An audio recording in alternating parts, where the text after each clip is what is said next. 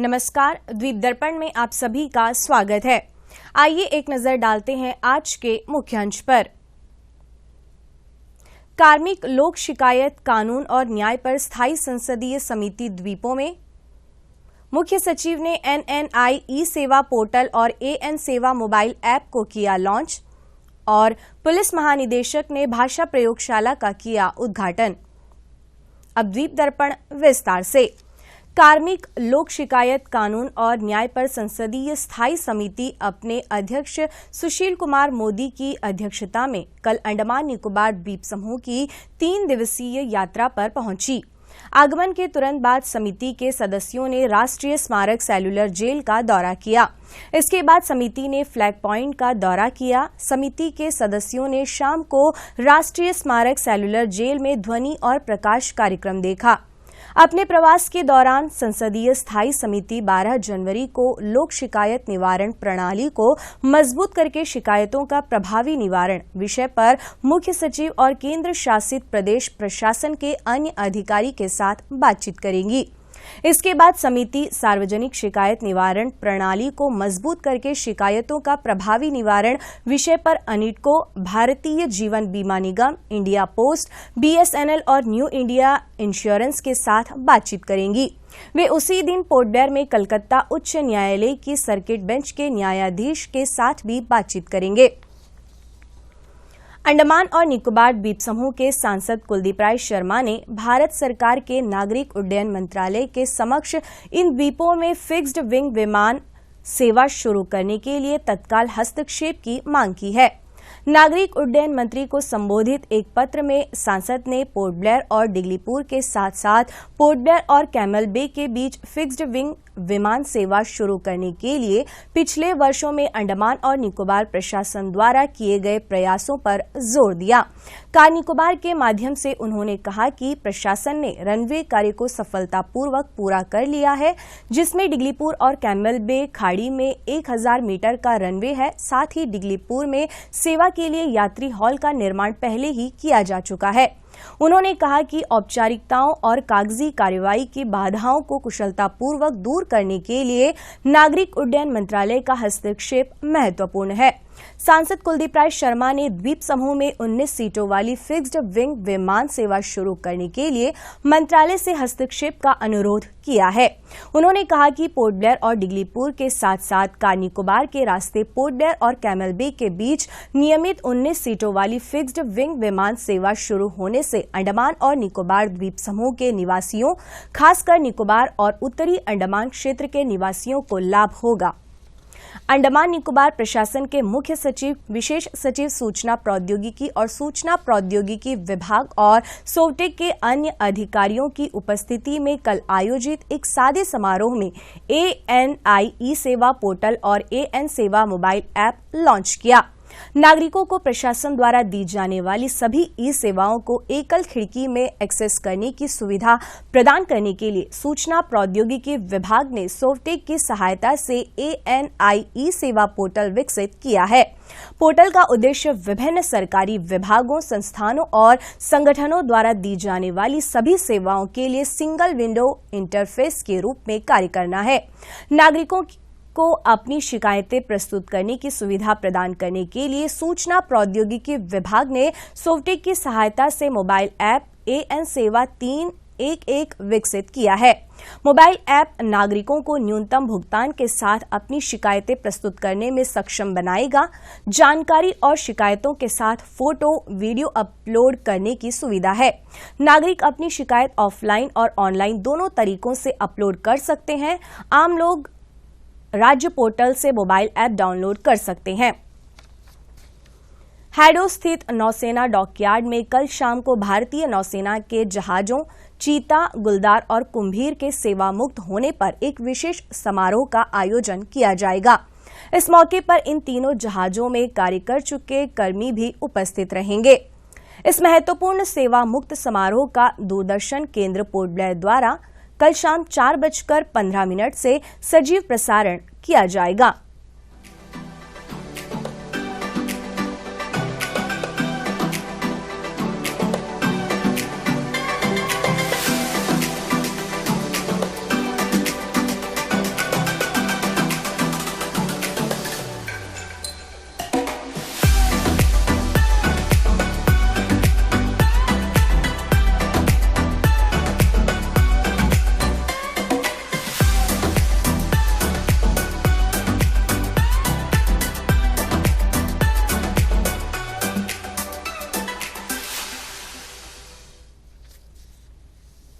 Police महानिदेशक देवेश चंद्र श्रीवास्तव ने कल जिला अग्निशमन एवं आपातकालीन सेवा मुख्यालय में नव उन्नत अग्नि नियंत्रण कक्ष का उद्घाटन किया।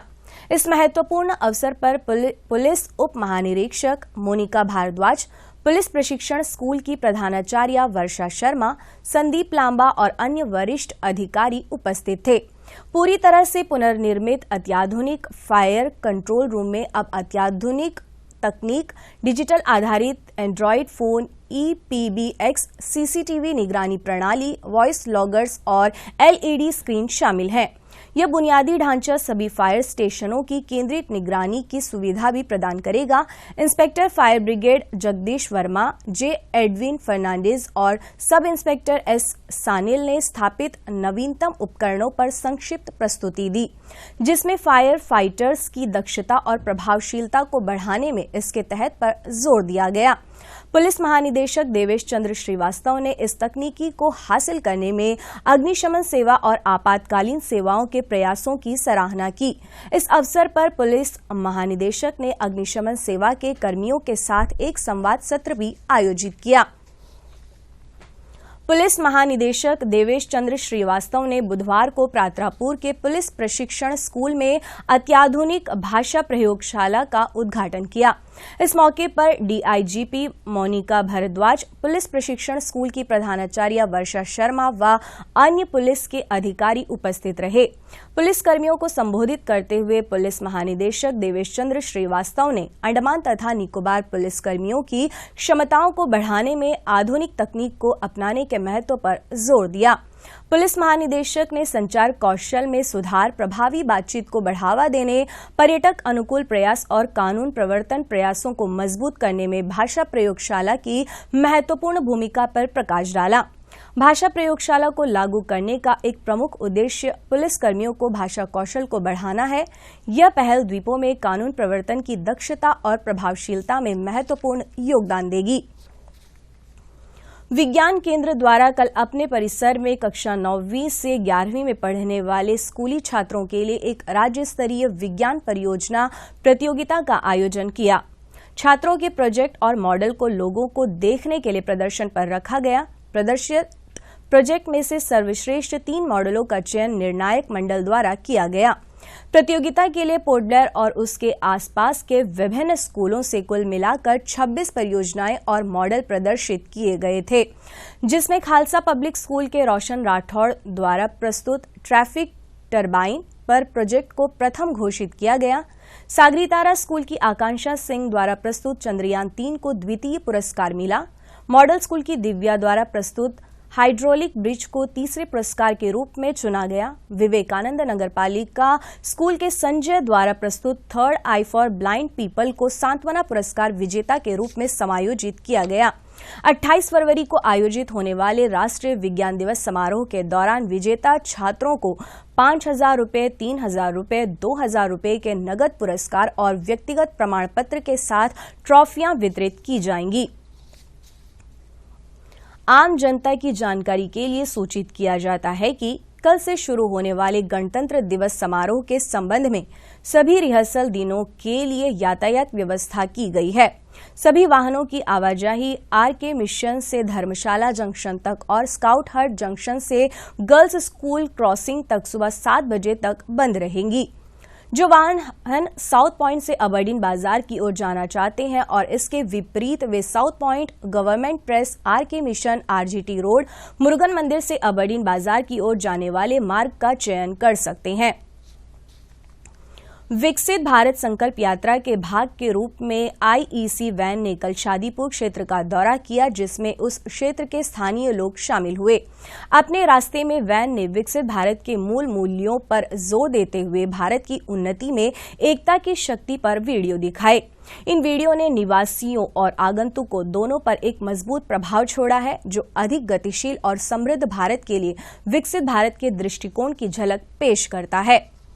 दक्षिण अंडमान के उपमंडलीय मजिस्ट्रेट विनायक चमड़िया ने बुधवार को केंद्रीय भूजल प्राधिकरण के हितधारकों, ACCI के सदस्य और दक्षिण अंडमान जिले में होटलियर्स एसोसिएशन के साथ बैठक की।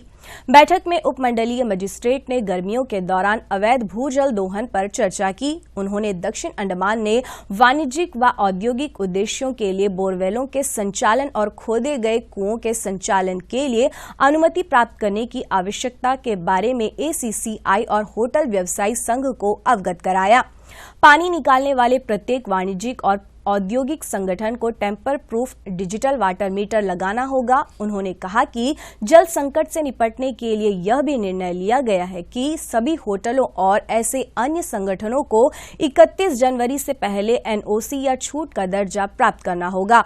उन्होंने कहा कि सभी थोक जल आपूर्तिकर्ताओं को CGWA दिशा निर्देशों का पालन करना होगा, अन्यथा कानून के अनुसार सख्त जुर्माना लगाया जाएगा।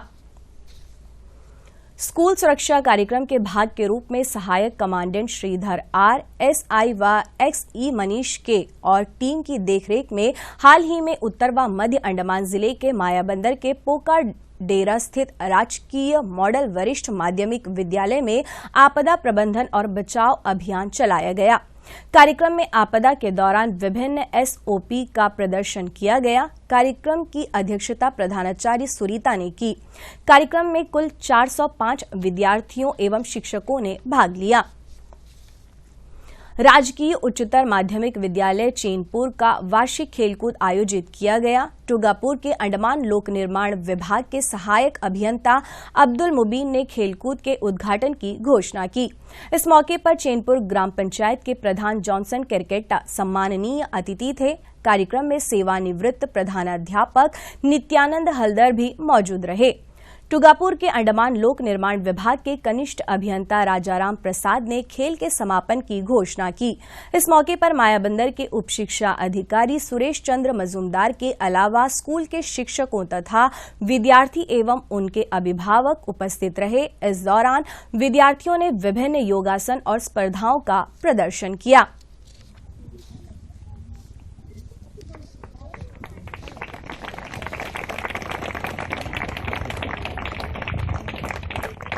The 58th Annual Athletic Meet 2023-24 of Government Secondary School Chainpur open.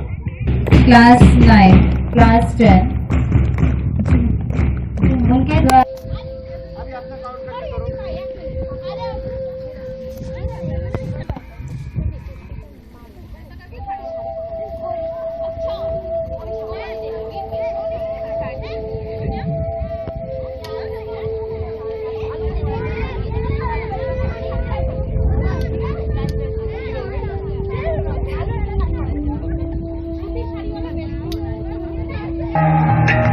कृपया सभी जोरदार तालियां बजानी चाहिए।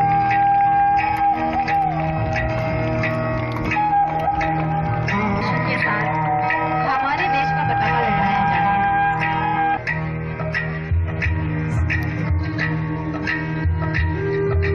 बच्चों में जोश और उत्साह देख सकते हैं।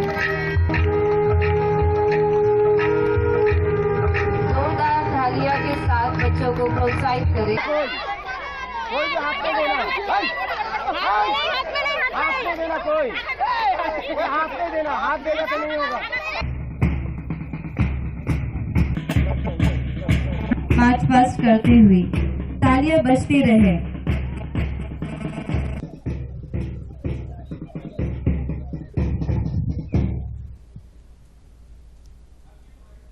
विम्बरलीगंज ग्राम पंचायत की ग्राम सभा की बैठक 12 जनवरी को दोपहर बाद 2 बजे विम्बरलीगंज के पंचायत हॉल में आयोजित की जाएंगी। सभी विभागाध्यक्षों और ग्राम सभा के सदस्यों से निर्धारित तिथि, समय व स्थान पर बैठक में उपस्थित रहने का अनुरोध किया गया है। बास्केटबॉल एसोसिएशन अंडमान निकोबार द्वारा द्वीप समूह 21 से 22 जनवरी तक पोर्ट ब्लेयर में जूनियर और सीनियर के लिए एक जिला बास्केटबॉल चैंपियनशिप का आयोजन किया जाएगा। इच्छुक टीम नेताजी स्टेडियम में राज्य ओलंपिक एसोसिएशन के पास 19 जनवरी तक अपना नाम दर्ज करा सकते हैं। अंतर्द्वीपीय जलयान यात्रा संबंधी सूचना। MV रानी चंगा स्वराज द्वीप और लॉन्ग आइलैंड होते हुए रंगत की यात्रा पर कल सवेरे 6 बजे फिनिक्स बे जेट्टी से प्रस्थान करेगा और इसकी वापसी कल ही दोपहर 1 बजे उन्हीं रास्तों से होते हुए रंगत से पोर्ट ब्लेयर के लिए होगी। MV हडबे स्वराज द्वीप की यात्रा पर कल सवेरे 6:30 बजे फिनिक्स बे जेट्टी से प्रस्थान करेगा और इसकी वापसी कल ही सवेरे 9 बजे स्वराज द्वीप से पोर्ट ब्लेयर के लिए होगी।